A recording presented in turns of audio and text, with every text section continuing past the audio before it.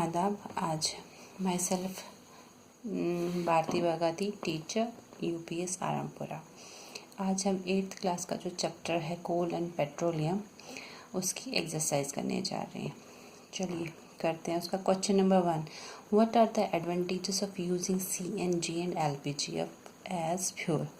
कि फ़ायदे क्या हैं। हाँ, CNG और LPG जो है ना, उसके फ़ायदे क्या हैं as a fuel. The advantages of using compressed natural gas, CNG की फुल फॉर्म है compressed natural gas, and LPG liquefied petroleum gas as fuel are. First, they can be burned directly, कि उसको हम easily burn कर सकते हैं, उसको हम easily transport कर सकते हैं through pipelines, और ये clean fuel है कि मतलब इनसे pollution नहीं होता है, और they give a lot of heat energy. इससे जब हम इसको जलाते हैं काफ़ी ज़्यादा मात्रा में हमें हीट एनर्जी मिलती है। ठीक है, ये इसके क्या है एडवांटेजेस। फिर से रिपीट करते हूँ। Number 1, they can be burn directly, they can be transported easily through pipelines, they are clean fuels and do not give smoke when burnt. They give a lot of heat energy when burned, कि जब हम उसको जलाते हैं काफ़ी मात्रा में हमें हीट एनर्जी मिलती है। Next question, name the petroleum product used for surfacing of roads. Roads की सरफेसिंग को करने के लिए कौन सा पेट्रोलियम प्रोडक्ट हम इस्तेमाल करते हैं। उसका आंसर आएगा bitumen. Bitumen a petroleum product is used for surfacing roads, कि रोड सरफेसिंग के लिए हम बिटुमेन का इस्तेमाल करते हैं। Next question, describe how coal is formed from dead vegetation, what is the process. का ये मैंने आपको इलॉबरेटली भी पढ़ाया भी है। Millions of years ago dense forest got buried under the soil due to, ये आपको मैंने समझाया था कि जब नेचुरल कैलेमिटीज़ आती है, जैसे स्टॉर्म्स आ गए, फ्लड्स हैं, अर्थक्वेक्स है, तो क्या होते हैं जो काफ़ी सारे जंगल है ना वो ये हो जाते हैं, दब जाते हैं।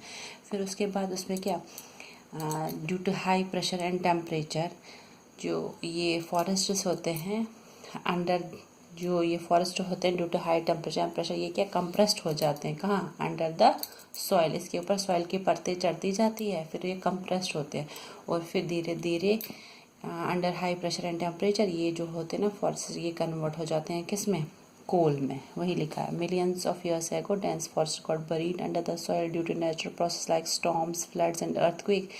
They got compressed as more and more soil got deposited over them. When they got buried deep in the soil, they were exposed to very high temperature and pressure. Under these conditions, these slowly got converted into coal. और ये जो process है इसको हम carbonization बोलते हैं। ठीक है, उसके बाद हमारा नेक्स्ट क्वेश्चन है fill ups. Fossil fuel are dash dash and dash. 3 fossil fuels के नाम कौन कौन सा है, कोल, पेट्रोलियम और natural gas. Next is process of separation of different constituent from petroleum is called dash. उसको क्या बोलते हैं, जब हम उसको सेपरेट करते हैं उसको रिफाइनिंग बोलते हैं।